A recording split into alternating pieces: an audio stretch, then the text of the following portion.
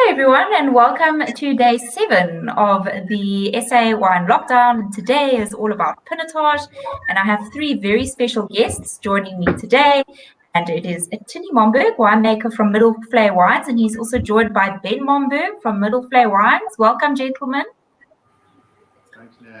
Dankie. Good. And we also have Henri Trutte, who's the winemaker from Bayscliff. Cheers, hello. Welcome. Cheers. And Henri, you've got a nice fire roaring in the background there. Do you want to show everyone?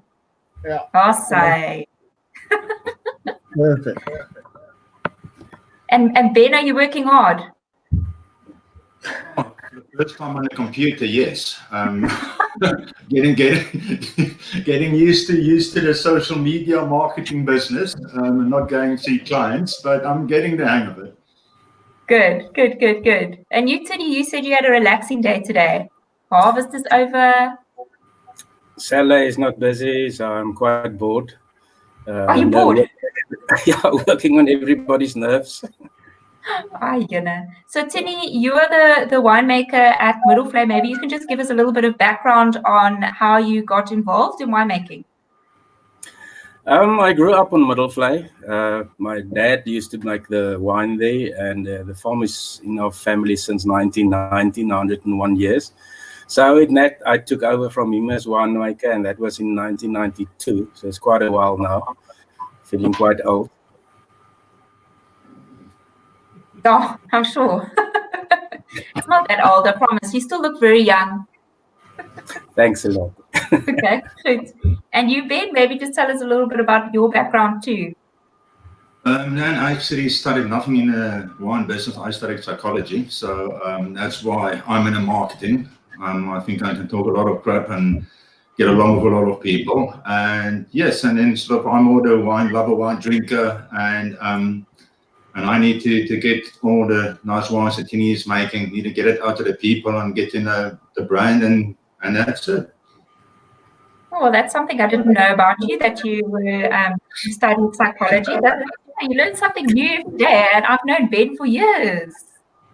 The opposite bit in the industry, so yes. Okay, good. And Henri, obviously we know who you are. You're the famous Beyers Trutte's son. So I think we all know kind of how you got involved. But maybe you can explain a little bit about your journey with wine. Yeah, no, my initial journey, I grew up on Kanonkop, as you said. Most people know my dad in South Africa. And I was fortunate to go through that stage. And my first love was actually to go into game ranging.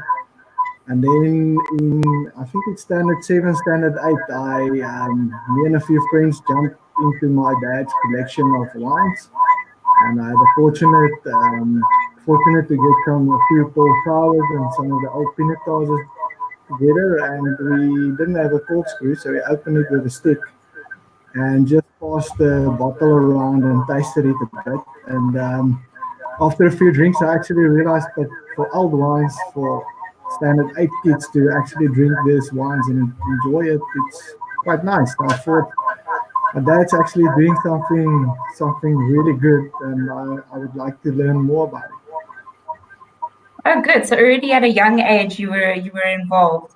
I mean, can you just check if you've got the app open on another device? We're getting a little bit of feedback.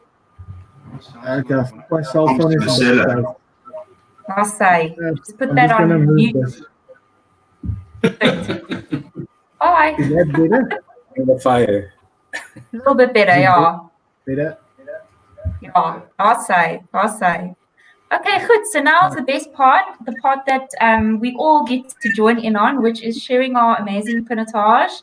And for those of you that are watching, please comment away, ask us questions, anything about Pinotage, show us the wines that you are drinking, and let's try to answer as many questions as we can in the session. So what I actually found quite a lot of Pinotage. I'm sure you guys found even more than me, but I was quite impressed with the amount of Pinotage that I have in my house. And I decided to open a vintage wine today. So I've got a 2010 Zonneblum Pinotage. So it's 10 years old. And what I did earlier, about 20 minutes ago, is I poured it into a decanter, which is what you're supposed to do with older vintages. So I first tasted it before decanting, and I'm going to taste it again after decanting. It's been in the decanter for 20 minutes to see if there's any difference. And what's interesting is on the back of the bottle, it does say that maturation is 10 years. So I really did stretch it there because it's exactly 10 years. So what are you drinking, Tinny? I'm drinking the Middelvlei Free Run Pinotage 2018. And I've also got a nice decanter here. And this belonged to Dr. Abraham Isaac Perold. It was given to us by a friend of his wife. And I'm actually drinking out of Dr. Perold's decanter today. Oh my gosh, really? Yes, yeah. I've even got a little book that was signed by his wife. That's incredible. Wow, Yeah. guys. And maybe for those that don't know, maybe you can explain who this famous man is quickly. Andre, do you want to take the lead there? Or Where is that? Dr. Perold or Professor Perold? I think are we gonna chat about it a bit later? Okay, I didn't hear that question.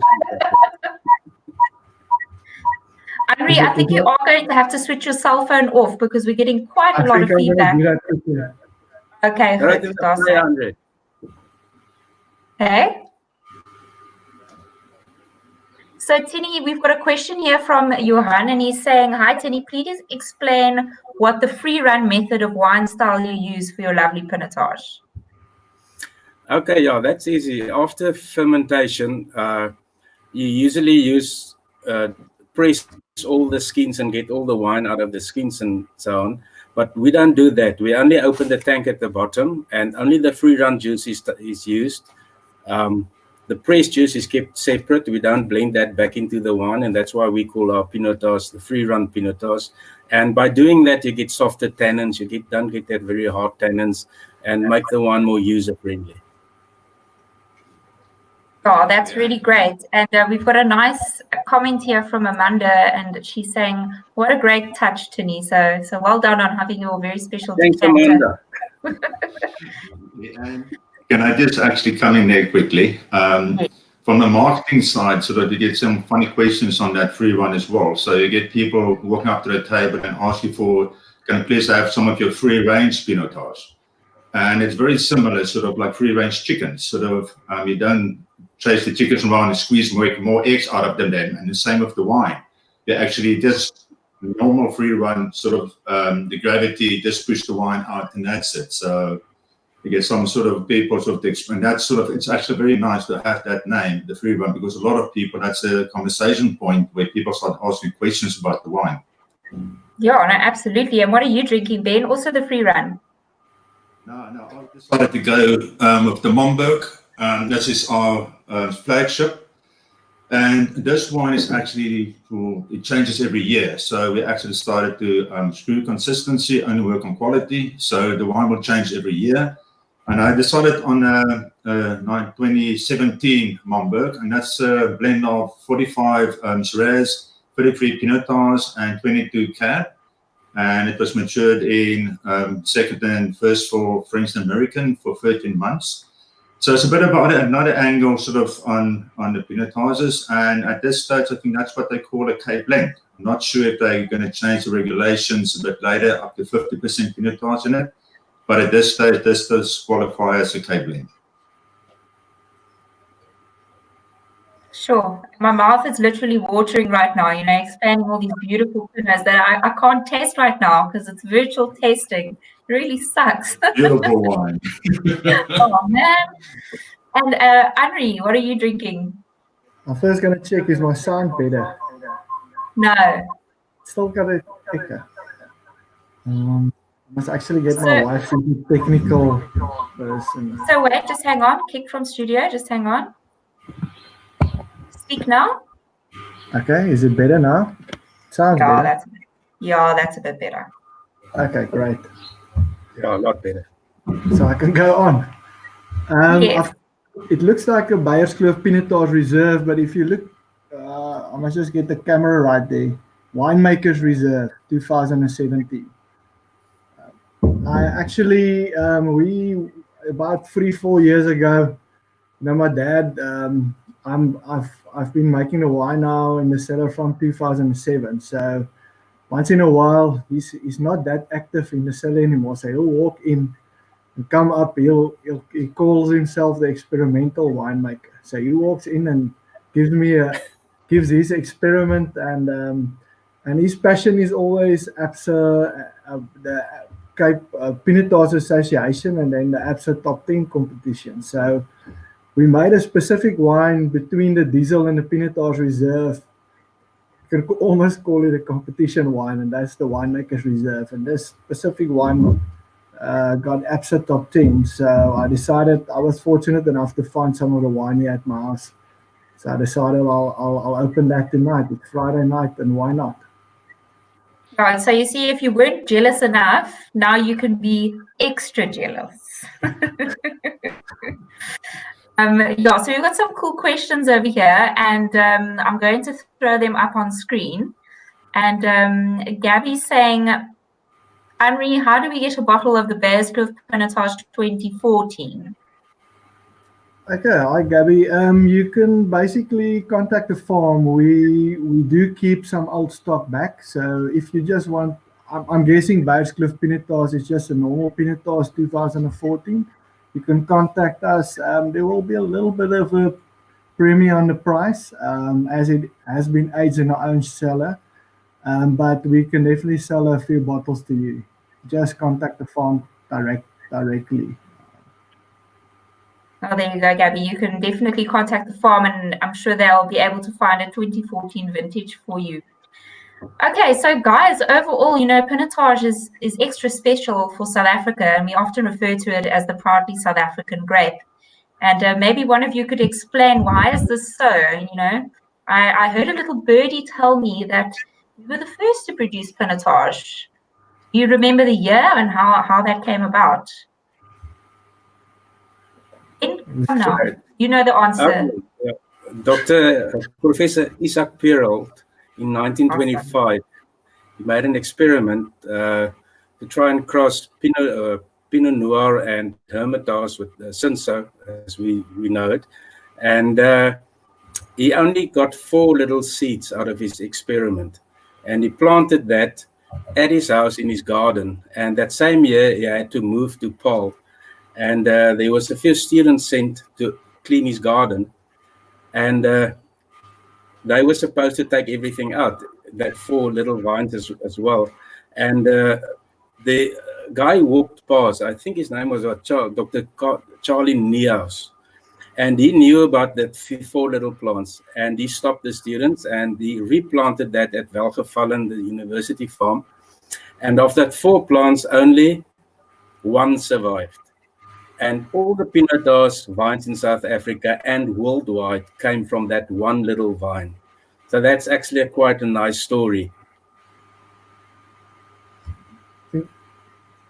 Oh, and Tinny, you've actually got Professor Perrault's decanter right there with you, don't you? I've got it, decanter, yes. That's crazy. Yeah. Don't break that. Please don't break it. No, I won't. I'll keep so it it's quite an interesting story, to know that we almost didn't have Pinotage. Yeah, that's a lot of luck involved. Yeah, absolutely. Is there anything anybody else wants to add about the history of Pinotage? Yeah, I just think sort of, you look at the Pinotage, actually it was sort of the black sheep of the industry for a long time. And I think it was people like Bayers and Kanonkop and those guys that actually put Pinotage out there. And I think the first wine what was made was in Elsenburg in 1941. And then I think the first commercial wine went out under the label of Lanzerac, but was actually wine that came from Bellevue. I think that was in 1961, was the first time that Pinotage was actually added to the label. And that was on the Lanzerac label under the old SFW those years.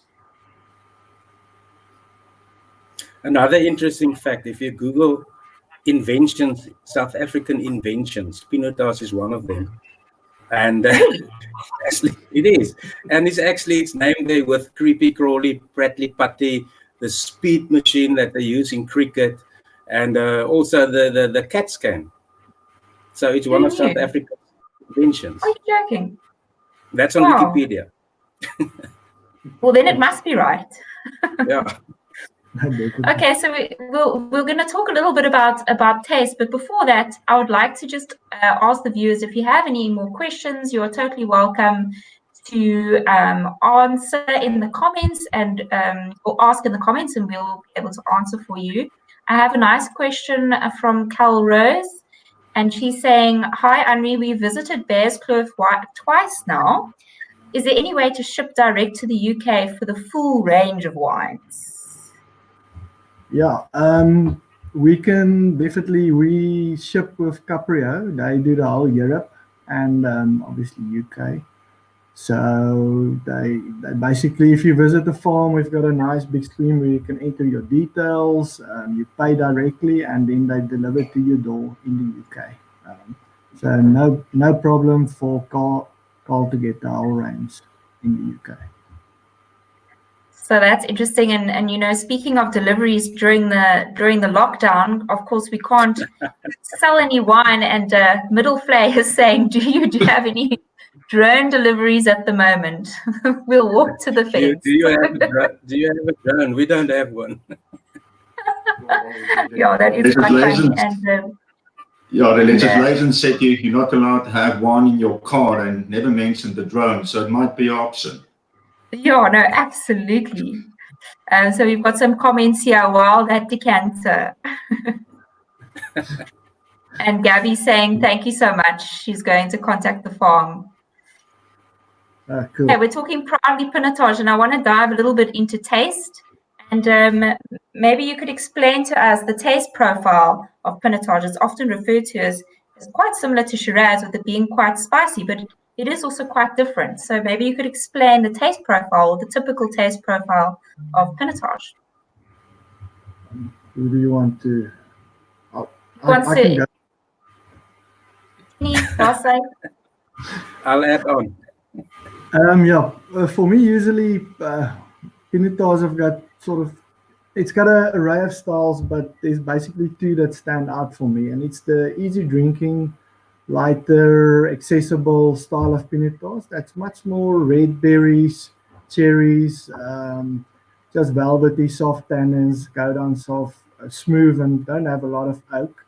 That's a wine that's getting really popular, and I think a lot of guys are starting to really make that quite well. So that's more your entry level to mid range. Then if you go up from mid range to premium, it will definitely be dark fruits, plumminess, blackcurrant, cassis, and then you'll get the oak flavors that combine. So each winemaker will have his own oak techniques and secrets, which we share usually quite easily. It's not actually secrets. But there you will get a bit of mocha, vanilla, bit of cedar oak, coffee, but not the coffee that you throw in, coffee from the toastiness of the barrels, things like that for your premium wines, bit of chocolate. And dark fruit and those flavors usually go really well for me. That's my explanation, quite short. And I'm sure everyone that's watching, their taste buds are probably going on overload right now. And I hope you guys have all opened a bottle of Pinotage, and I'm hoping that you do have a Middle Flay and a Bearskloof at home. And if you don't, now's the time to realize that you need to stock up on this amazing wine. And we've got quite a nice panel here, don't we? People that are experts in Pinotage. So Tini, do you want to add anything about the taste? Ben, anything about the taste of Pinotage? Yeah, Henri mentioned basically all the flavors, but what I can add is Pinotage is one of the cultivars that changed the most after it's been opened. You can open the bottle, pour your glass, walk away, come back 15 minutes later, and it will taste different. It changed a lot as soon as it gets into contact with a little bit of what do you call it, zuurstof. And yeah, but and that's also, it's also the wine, one of the wines that show signs of oxidation earlier than, for example, a Cabernet, because I think because of the tannin structure. But that's a good thing. Every time you come back and taste your Pinotage, it's a little bit different. There's something new. There's something more interesting in the glass and so on. If you open a Cabernet today, a lot of times it's a little bit too hot, and tomorrow morning when you taste it, it's a lot better because it's a little bit of oxygen just change the structure of the wine. And with Pinotage, it changes by the minute as after you've opened it, and that's one of the reasons why I enjoy drinking Pinotage. Yeah, and I must really agree with that, that we get the cocoa and we get the beautiful aromas, and it does change. I've just decanted my wine now. I had a sip half an hour ago. I'm having a sip now, and the taste definitely does change. So that's quite interesting. I have a very good question from Angela. With reference to free run method, do lighter tannins mean that one needs to drink the wine younger? That's a good question. Well, you can drink it younger. That's definitely a fact. But it can also age. It's all about the balance of the wine. If you take a lot of the older wines from the 17th, a lot of that wine, the only thing that actually was left in the wine was the color, not even the color, it was the tannins and the acidity. So that stay in the wine. But if your wine is well balanced, you can actually keep that wine for quite a few years. Yeah, and that's really good advice. I mean, my Pinotage now is 10 years old and it's still tasting really lovely. And I think that's what's so nice about South African Pinotage is that it does tend to age well in the bottle, hey? I actually had a tasting one day of Cabernets, and I've put in one Pinotage, and it was all Cabernets that was 25 years and older. And there was a few winemakers there, I think Dirkie Morkel from Bellevue and Kosie Steenkamp, Groenland was there, and they all tasted the wines. And the wine that came second was the Pinotage. It was a Swartland 1969 Pinotage. It came second, and the one that came first was the Cabernet from Kanonkop 73, what that young Boland made. Wow, that's incredible. That's a thing, if I can add, that's a thing what Dad have done a few times when he was at Kanonkop. And what he would do is with the big Bordeaux blend tastings, after 20 years or 15 years, he'll open an old Pinotage and throw it into the mix. And a lot of the time, as Dini said, it either comes first, second, or third. And I think it just shows you how well Pinotage can age. I think that's where the Pinot Noir side of the cultivar comes from, and it shows a lot of Pinot Noir uniqueness after 20 years, that lovely red fruits and even softer tannins. Actually, I wanted to add to the lighter tannin style as well, which Tini talked about earlier. And I think it sounds silly, but the modern winemaker is trying to make the ideal wine and trying to get something accessible at an early stage, but that will also age 10 or 20 years time. And I think one of the few cultivars that can do it quite easily if you've got the right techniques and methods is Pinotage. I think we've been doing it 20 years back and we're still doing it now. So we're quite fortunate to work with this cultivar. Yeah, that's really incredible. And we've got a question here. Yeah, Tini? No, Spain, Leanne.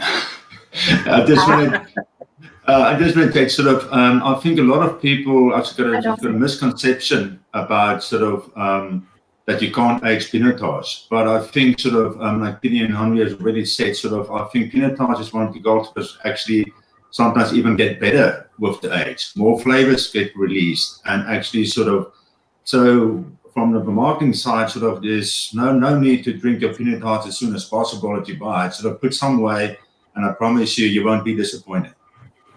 Yeah, you won't be. Absolutely. Buy that Pinotage and store it. Buy it in bulk and store it. And Roxanne is saying, ooh, where's Roxanne? Roxanne is saying, I'm learning so much. Thanks, guys, and Leanne. Cheers. We've got actually quite a lot of questions. There's quite a lot of questions, which is great. Keep them coming. So Logan says, I'm a French wine student. I did a harvest in South Africa, and I was surprised that Pinotage isn't the most popular wine in SA. Do you guys think that's so, Ben? I must say, sort of, like I said in the beginning, so it was a bit of the black sheep of the industry, but I think it made a very strong comeback, sort of, through some of the leading guys like Bayers, Kloof and Canon Kop, and some of the other Pinotage producers. And I think there's more and more people actually starting to drink Pinotage. There's a little thing on Facebook where you can actually choose your wine, and then you can actually tell you your personality. And I was surprised how many people actually chose Pinotage as their wine of choice. So I think Pinotage just need to be put out there again and make it famous again. And I think we're really on our way doing that. And I must say this, Pinotage can stand up to any cultivar out there at this stage. And I think you just need to get the people to drink it and taste it. And from there on, they won't look back.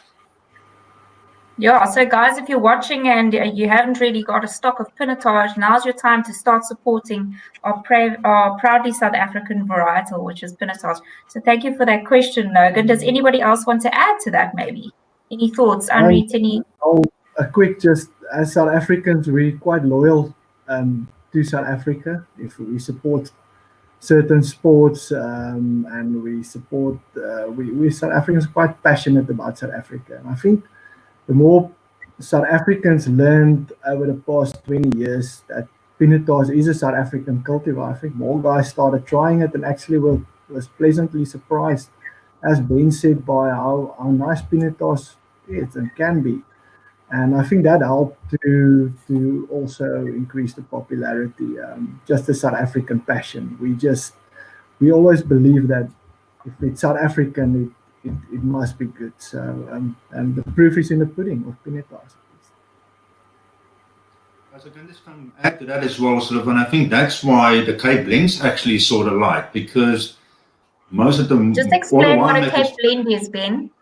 Well, for those that don't know. Cape blend actually is a wine. I think at this stage, up until this year, the legislation said, or the guidelines was 30%. Your wine need to have 30% or more Pinotage in it to be called a Cape blend.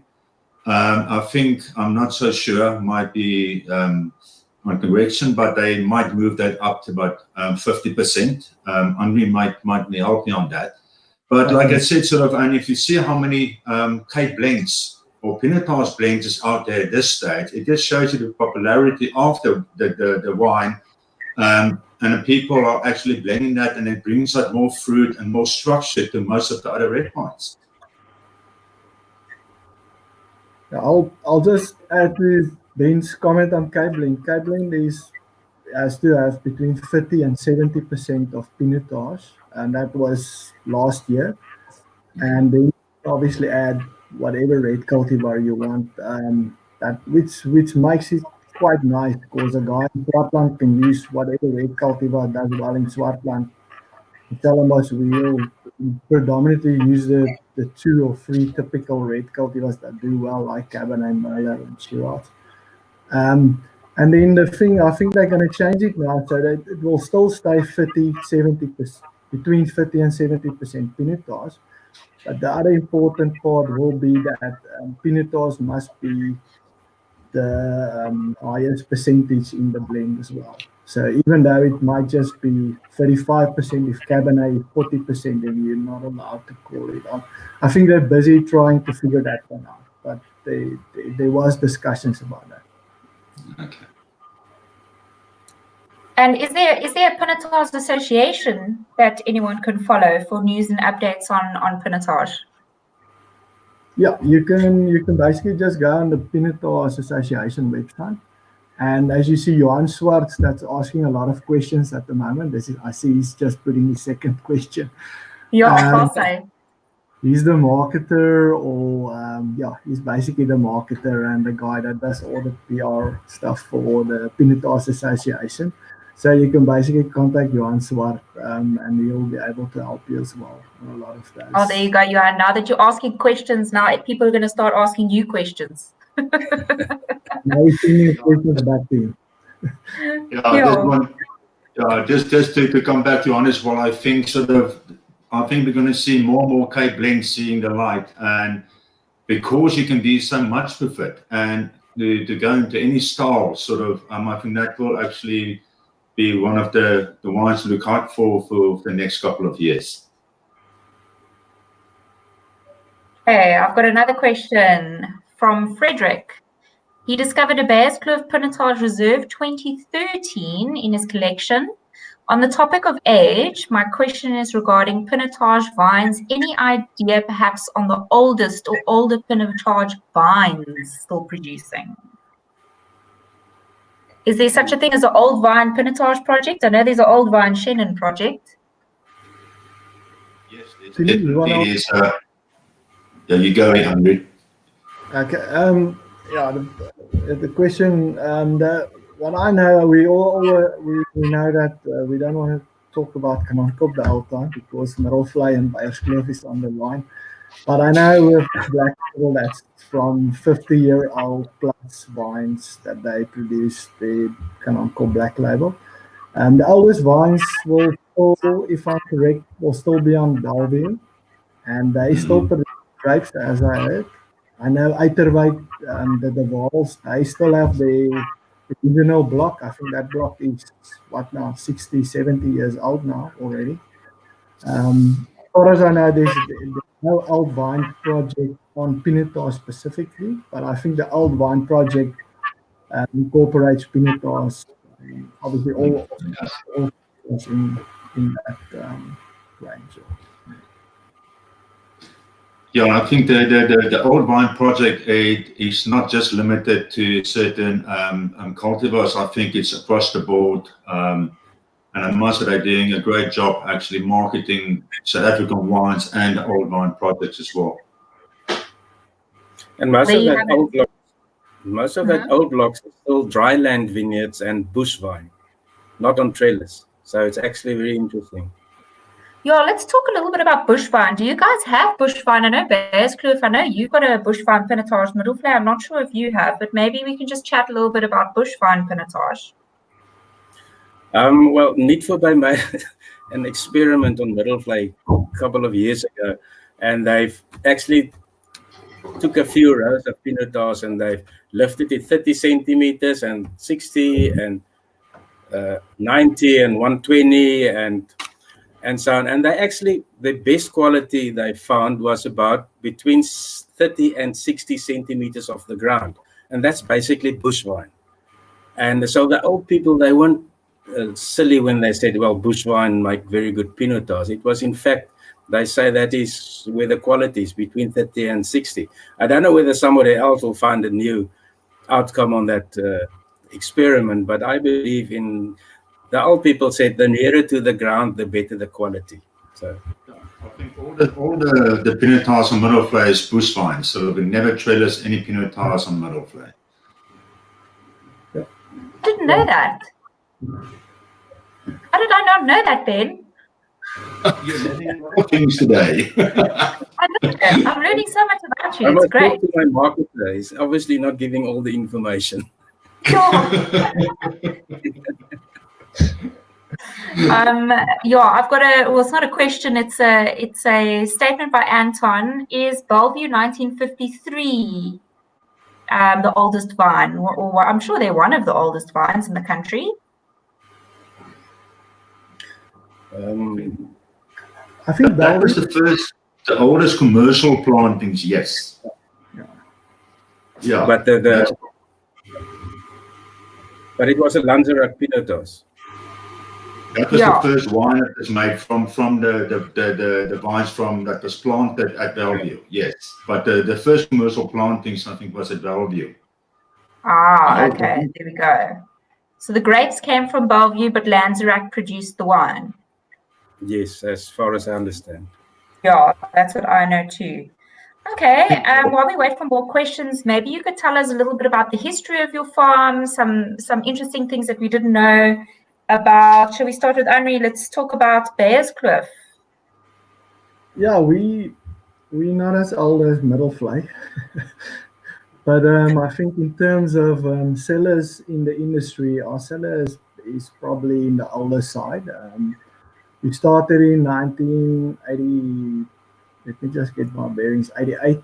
Last year we turned 30, the seller and Beierskloof self.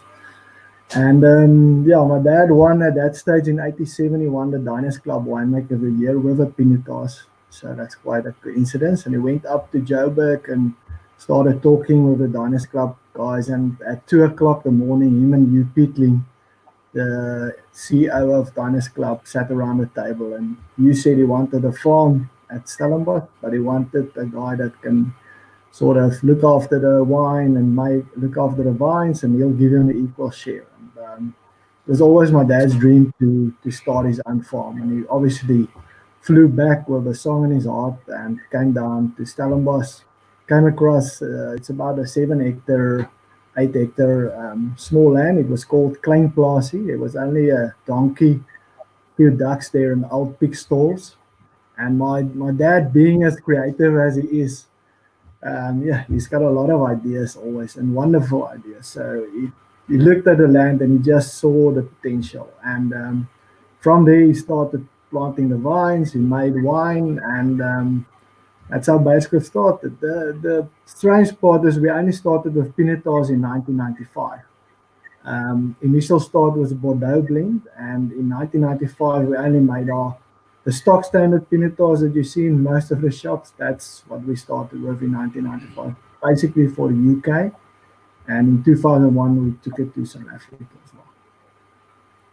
That's a quick summary. I can always add on once Timmy and Ben is finished. Yes, so Henri is the winemaker for Basecliff, and Basecliff is active at the moment on this chat. So if you want to learn anything more about Basecliff, then head on over to their Facebook page, like their page, visit their website, and be sure to make some orders as soon as lockdown is over. Tini and Ben, tell us a little bit about Middelvlei. Well, Ben, you can come in here. You're the marketer. Middelvlei has been going since 1919 when the two brothers, Niels and Tini Momberg, actually bought the farm. And then sort of in I think it's 59, sort of the two sons took over, and that's where my dad comes in. And to extinguish the two, because they both were called Jan Hendrik Momberg. And so my dad became still Jan, and the other Jan became Jan Beck. So, and then sort of in the early 60s, my dad bought out Jan Beck's sort of share of Middelvlei, and Jan Beck bought Neutonshof. And since then, sort of on the early 60s, sort of mid 60s, my dad started to start replanting. At those stage, we were still more vegetables and cash crop stuff. And then sort of during those years, my dad started to replant sort of, there were still vines on the farm as well. I think sort of we still got a bottle of 1941 port. I think Tini's got 3 or 4 bottles left. But my dad started to replant the whole farm of more wine, acceptable wine cultivars. And yeah, and that's how we got into the wine business. And I think from there, and I think Tini can actually add to that. Yeah, the cellar was built 1941 by my granddad, and he never made wine in his own cellar because he died in 1942. So, and my dad was only about 3-4 years old. So he took over in the 60s as winemaker after he finished school, and I took over from him. But like I said, it's a family business. Everybody's involved. Ben, myself, I've got a younger brother. He's actually sitting at the gate of the farm. He's keeping the bank manager outside. He's doing the financial part of the business. And my dad is retired. We'd never know where he is. He's either in the Kruger National Park or Etosha or somewhere in the Garden Route. But he's enjoying his life. And that's more or less Middelvlei. Just to add to that as well, Middelvlei actually celebrated their centenary year last year, from 1919 to 2019. And I must say, sort of, Tini has been working on a project for that as well. Sort of, I'm holding a bottle here, limited release that we're going to launch sort of this year, of actually the finest Pinotage I think that's going to be out there. So very limited. So look out for it. Most probably going to launch it sort of after June, July. But it's a once-off, never going to happen again. And that's it. So look out for this one. Oh, and that sounds very exciting. And I see, Henri, you're saying cheers. You know, I hope you're Yeah, going to send a yeah, bottle to Henri then. There's no label yet. Well, there's a label in the making, but at this stage, it's all going to be sort of waxed, nice labels, really, really sort of something interesting and to look out for.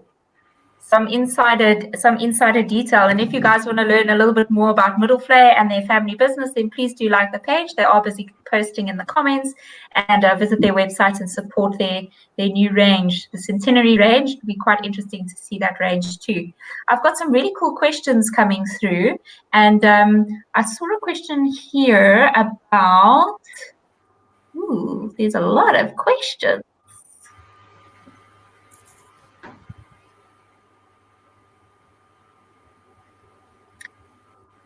Hi guys, is there a different extraction method for Pinotage, seeing that one of its parent varietals is Pinot Noir, which is a very temperamental variety? It's an interesting question. The way Pinotage got hard tannins at the end of fermentation. So what we normally do, first day, 2 days, 3 days, we work very hard with the skins and mix it and pump overs and punch downs to get as much flavor as possible out of the grapes. And after that, we leave it alone. It's like it's got a very bad temper at the end of fermentation. If you mess with it, you get very hard tannins. So that's I don't know what I hope that's what is mean by extraction method. But in the beginning, we work it very hard, and then we stop. And yeah, because it's got quite a thick skin. The grape has quite a thick skin. Yeah. After day 2, we put on velvet gloves and nurse it. I love that. And Henri, is it the same for you? I exactly agree with what Tini said. I think that's the rule of thumb for Pinotage. When you get it in and it starts fermenting, you try and get as much as possible out of it as in the first 3 days, and then you don't. We actually don't ferment dry on the skin. So as Tini said, just to eliminate that harsh tannins at the end, Pinotage can get a bit gross at the end, as Tini said, and will give you better flavors and harsh tannins that you don't need. So at the end, you can actually take it easy. So hard working, that's typical how South Africans go along. We work hard for a few days and then we want to go and chill out and have a dog. So I love that. I absolutely love that. I have a great question here from the Wine Guy South Africa. Hi guys, why do we produce our Pinotage in medium to fuller bodied styles, considering the varietal originates from Cinsault and Pinot Noir, which are two gentler grape varietals? That's a very interesting question. I'd also like to know the answer. Well, that's why we produce a free run Pinotage. That's exactly the style that he's talking about there. Gentle. Yeah? Well, can I go on? Yeah, sure. It's Andre, your call. Okay, no, sorry. If I want to add, if you look at Pinotage compared to Cinsault and Pinot Noir, there's already a color difference. I mean, Pinotage got the same color if you work it early enough that it looks like a Cabernet, Shiraz, Merlot. And it's just got more complexity, more structure. If it's especially bush wine for me, compared to Pinot Noir and Cinsault. I think depending on where you are and the area, cooler climates, I'll definitely maybe try a few experiments and try something towards a Cinsault or a Pinot Noir style.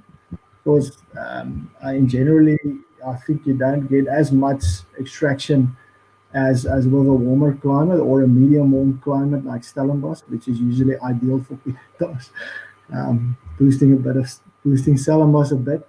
But I think that's the fun part about Pinotage. Pinotage, you can actually it will adapt anywhere. That's one of the reasons Professor Perrault tried to make it is to make it quite a drought resistant cultivar as well. So you'll find it in Robertson, in Vredendal, even in Oranje Rivier, and it will do well. Depending on what they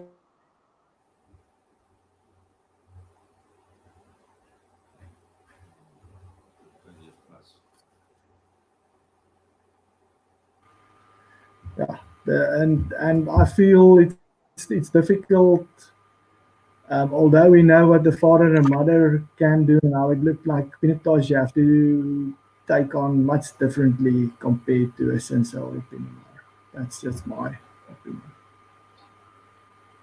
Oh, no, absolutely. And as we wrap up for the day, if there's any final questions, now's the time to ask them. And gentlemen, as we close off, I'd like to ask, what are you going to have for supper with your amazing Pinotage? Well, there's nothing as a nice little braai with a Pinotage, normal real South African braai with a nice little bottle of Pinotage, fire going. I think by the time you're done here, Andrew's going to braai as well and finish his bottle. So, I think sort of Pinotage is a very versatile sort of wine.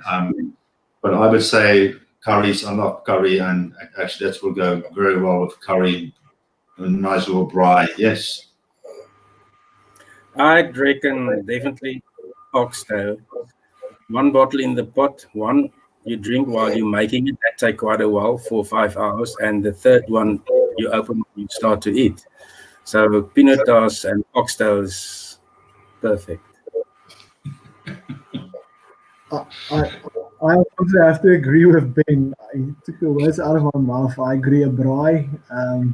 The thing that I will braai using is lovely lamb chops. That's obviously my favorite loin chops. And then curries, Indian curry with the sweet fruit of Pinotage. There's nothing better. The spiciness and the sweet fruit of Pinotage to combine together. So that's always definitely a winner. So guys, if your mouth is watering right now, then if you have a bottle of Pinotage at home, get that braai going. You want some meat, some beautiful fire roasted meat, or an oxtail if you are, in the UK and you happen to have a Pinotage, then definitely get that stew going for tomorrow and have a beautiful, beautiful Saturday roast or Saturday stew. That would sound amazing. And the Wine Guy South Africa says, thanks, Anri, Tina, and Ben, of course, Leanne, all the best, guys. Thanks, and cheers, Richard. And with that, I will close off. I'm sure you guys are all hungry now and ready to finish that braai of yours, Anri. It looks amazing. And thank you so much for your time. And thank you to everyone for watching and for your amazing questions. And tomorrow is all about cab. And it's funny that we spoke a little bit about Stellenbosch, because obviously all of your farms are from Stellenbosch, Basekloof and Middelflower, both from the Stellenbosch region. And when we talk about cab in South Africa, a lot of people think about Stellenbosch. So I'll say it's probably Stellenbosch at this time of the year. So thank you very much for joining, guys. Thanks a lot. Cheers, man. Cheers. Bye-bye. Bye. Bye, Leanne.